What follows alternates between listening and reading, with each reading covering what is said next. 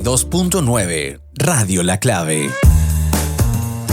Entre los temas que ahonda Braga del Mostrador, la sección de género del Mostrador, está una entrevista a la defensora de la niñez, Patricia Muñoz, quien ahonda en el matrimonio adolescente y sus efectos, especialmente entre las niñas.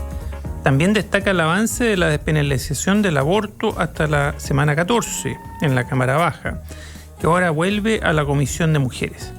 Asimismo está la discusión en torno a la perspectiva de género en las normas en la Convención Constitucional, que dio un paso hacia adelante y dos hacia atrás, según dicen algunos. Tenemos en línea a las chicas Braga, a la editora de Braga, María José Quesada, y a la periodista de Braga, Natalia Espinosa. ¿Cómo están, María José y Natalia? Hola, buenos días, Federico. Muy bien, ¿y tú? Muy bien. Mucho gusto.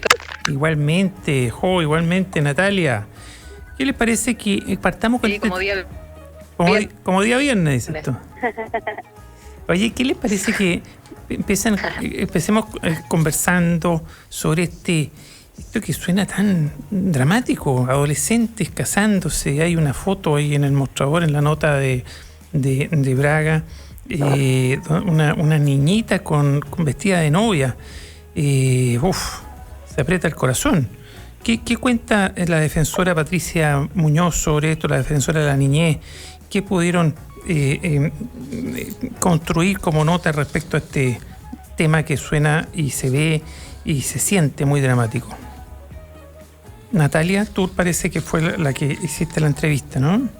Sí, bueno, en esta entrevista a Patricia Muñoz, que es la defensora de la niñez, bueno, nos dimos cuenta que desafortunadamente, a pesar de que en Chile hay una recomendación desde el año 2015 que fue emitida por el Comité de los Derechos del Niño y la Niña, no se ha modificado la ley de matrimonio civil, que es la número 19.947, y el problema de la ley de matrimonio civil es que permite los matrimonios desde los 16 años de edad. Y eso desde la perspectiva de la Defensoría de la Niñez está mal, debería estar consagrado como edad mínima para contraer matrimonio desde los 18 años. Y a raíz de eso ellos hicieron una investigación que publicaron recientemente a finales de agosto, que se llama Matrimonio Adolescente en Chile, una realidad a erradicar. Y algunos de los principales resultados de este estudio que ellos hicieron fue que entre 2015 y 2021 se han contraído 457 matrimonios que involucran a adolescentes, y precisamente acotando que es la cifra del titular, entre 2018 y 2020, o sea, los más recientes, han sido 135 matrimonios. Y bueno, las regiones metropolitanas de Valparaíso, Biobío y la Araucanía son los que tienen la mayor cantidad. Pero una de las cosas más alarmantes de esto es la diferencia de edad que se da. Porque, por ejemplo, cuando son mujeres las adolescentes que van a contraer el matrimonio, el rango de edad es solo entre los 16 y los 17 años, y el promedio es tener 16,9 años, mientras que en el de los hombres, si bien el promedio es tener 23 años, el rango es hasta los 38 años, o sea, 38 años con una niña de 16 años. Wow. Entonces, y esto es muy fuerte, me explicaba también Patricia Muñoz, porque al final ellos llegaron a la conclusión de que son principalmente hombres adultos quienes están interactuando en este contexto de matrimonio con adolescentes, y por eso exige que como punto de modificación el Estado modifique la ley de matrimonio civil para que se establezca que se pueda ejercer el matrimonio solo a partir de los 18 años.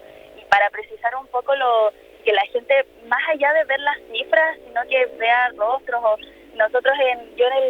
Para esta nota conversé con muchísimas personas que en su familia han estado involucrados alguna vez algún tipo de esta situación, y me di cuenta que son principalmente tres situaciones las principales que causan que niñas se terminen casando, adolescentes de 16, 17 años se casen con personas adultas, muy adultas.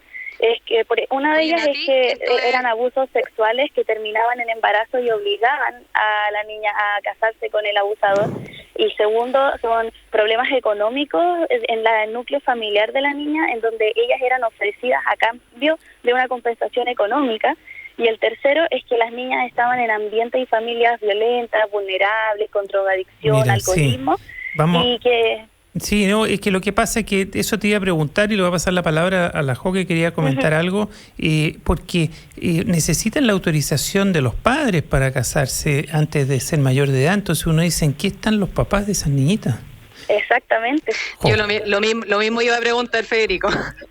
Cierto que es sorprendente porque esto no tiene que ver solo con una modificación legal. Si la ley ya protege a los niños, pues requiere autorización de los padres. Si los padres no lo dan, podrán darlo eventualmente a un juez. Pero hay un sistemita que claramente no está funcionando. O sea, quizás sea lo que tú dices, que las ofrecen como verdaderas, no sé, pues, obsequio a cambio de alguna retribución. Anda a saber tú lo que hay detrás. Eso sería bueno que la Defensoría de la Niñez lo investigue bien. No vaya a haber una especie de prostitución encubierta. Sí, es terrible y de hecho la ley protege hasta por ahí nomás, porque por ejemplo Patricia Muñoz me explicaba que cuando un adolescente quiere tener bienes o va a enajenar bienes, tiene que tener a una persona mayor de edad que lo represente para que se velen realmente por sus intereses. Y eso lo establece el Código Civil. Pero no en el caso del matrimonio. O sea, en el caso del matrimonio adolescente no hay un tercero que pueda velar por el interés superior del niño. O sea, basta con la autorización de sus padres o de su tutor legal y listo. Una vez que se casa queda desprotegida. Sí, para casarse, pero una vez que le dan la autorización y se casa queda a la buena de Dios, como decían los abuelitos. Qué jodido. ¿Algo que agregar sobre esto, María José Quesada, o pasamos a otro tema? Pasemos a otro tema, porque la Nati ya lo dijo. ¿Qué te parece? ¿Cuál de los, porque son muchos los temas tratados por Braga durante esta semana, cuál te interesa destacar hoy a esta hora? Bueno, quizás podríamos abordar el tema del aborto, que fue uno de los hitos de esta semana, la votación por su despenalización en la Cámara de Diputadas y Diputados. Fue un debate súper reñido, yo lo seguí ahí en vivo, expectante, llamaba mucho la atención la cantidad de comentarios por parte del ala más conservadora, ¿no?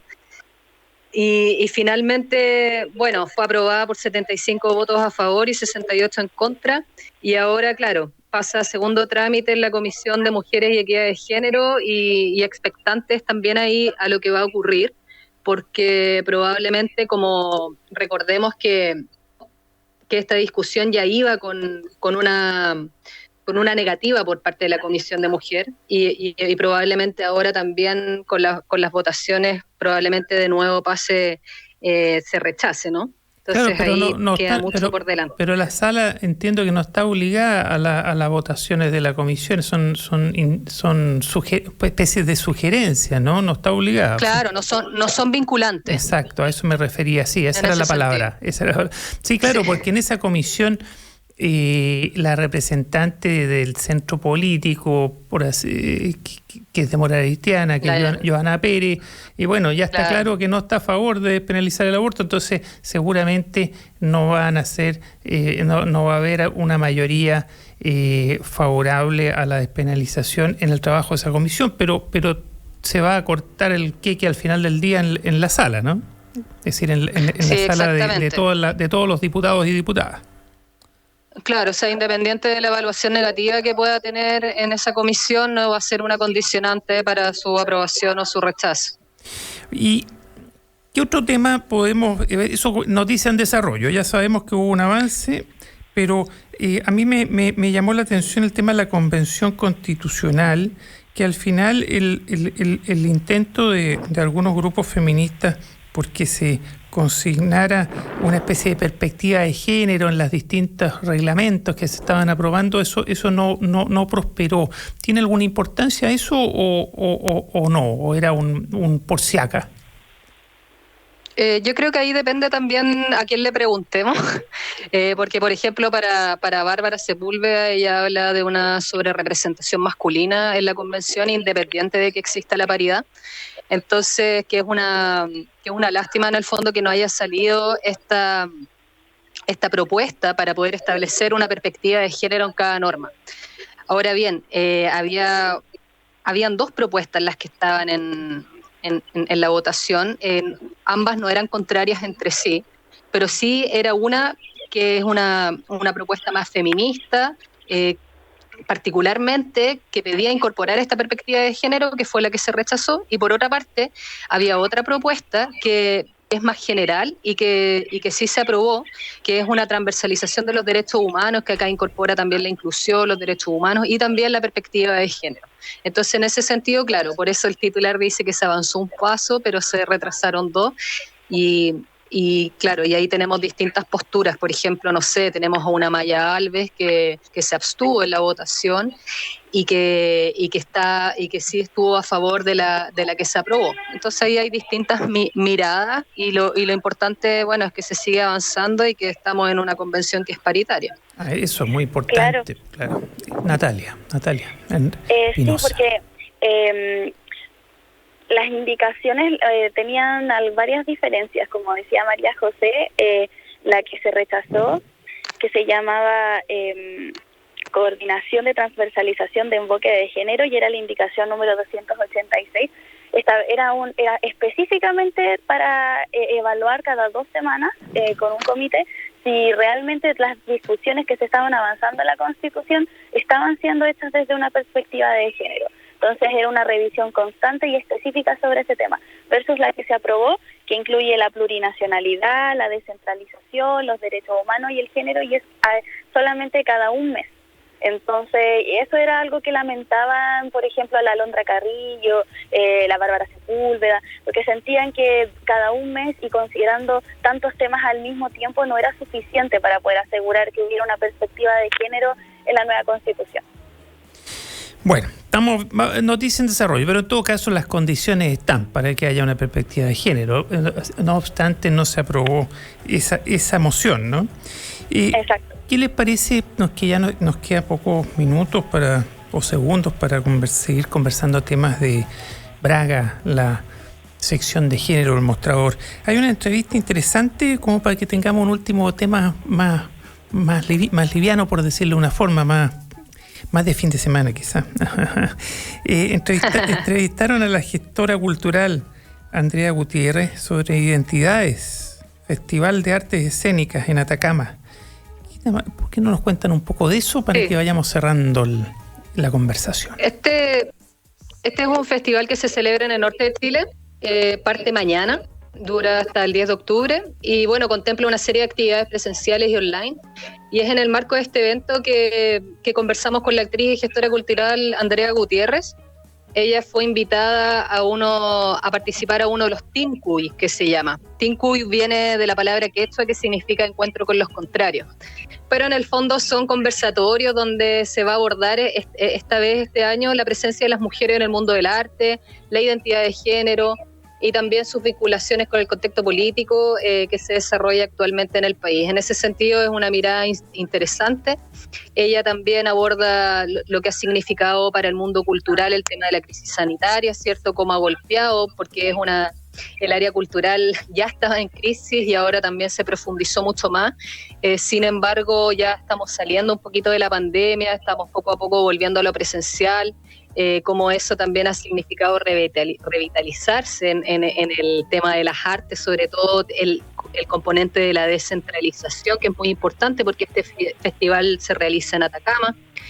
Y también aborda el tema precisamente de la paridad, de cómo ir extrapolándolo a las distintas áreas, y en ese sentido podríamos decir que el arte va un pasito más adelante, porque en estas áreas siempre se ha manifestado más la presencia de las mujeres, donde en el último tiempo de manera constante se ha visto a través de obras, a través de piezas y también a través de la propia gestión cultural. Se han generado nuevos liderazgos que son más horizontales también en esas áreas.